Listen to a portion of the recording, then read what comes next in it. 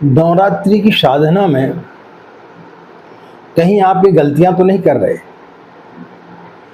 यदि गलतियां कर रहे हैं तो हो सकता है आपका बहुत बड़ा नुकसान। राधे राधे, जय श्री कृष्णा, नमस्कार। मैं आचार्य पंडित गिरीश मारोलिया, हमारे आत्मीय।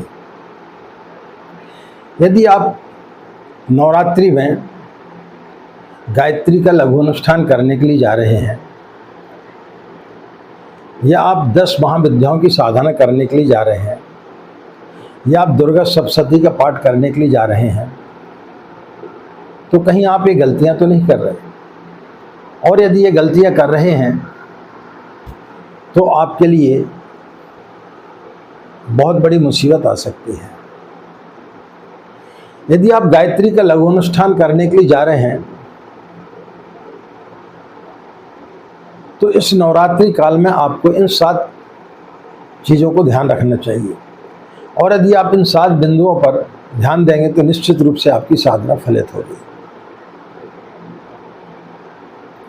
यदि आप गायत्री का लघु अनुष्ठान करने के लिए जा रहे हैं तो उसके एक दिन पूर्व या जिस दिन आप साधना प्रारंभ कर रहे हैं प्रतिपदा के दिन संकल्प लेकर के फिर आपको साधना करना चाहिए। अनुष्ठान बगैर संकल्प के नहीं करने चाहिए।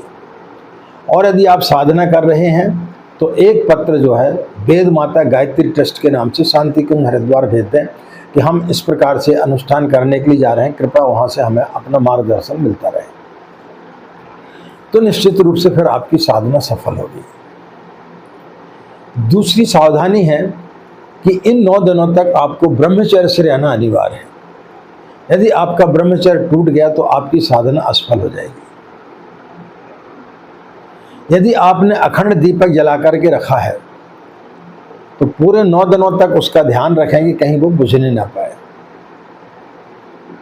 यदि आपने जवारे बोए हैं तो उनका आपको ध्यान रखना चाहिए कहीं वो सूख तो नहीं रहे, उनमें आपको समय समय पर पानी देते रहना चाहिए। बगैर स्नान किए पूजा स्थली पर नहीं बैठना चाहिए।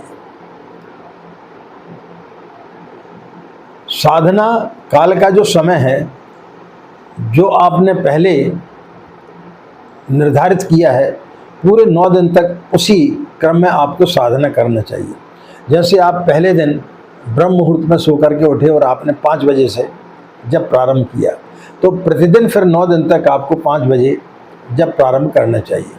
पहले दिन यदि आपने प्रातः 27 माला में से 20 माला है जो भी आपने संख्या सुबह निर्धारित की है और शेष जो है आपने शाम को निर्धारित की है तो पूरे 9 दिन तक वैसा ही रहना चाहिए। यदि आप एक ही बार में पूरी माला कर रहे हैं तो प्रतिदिन जो है आपको फिर वैसी ही करनी चाहिए। समय में बार बार आपको परिवर्तन नहीं करना चाहिए। मित्रों, तो यदि आप ये सावधानियां बरतेंगे तो निश्चित रूप से आपकी गायत्री साधना या आप जो भी साधना कर रहे हैं वो आपकी सफल होगी।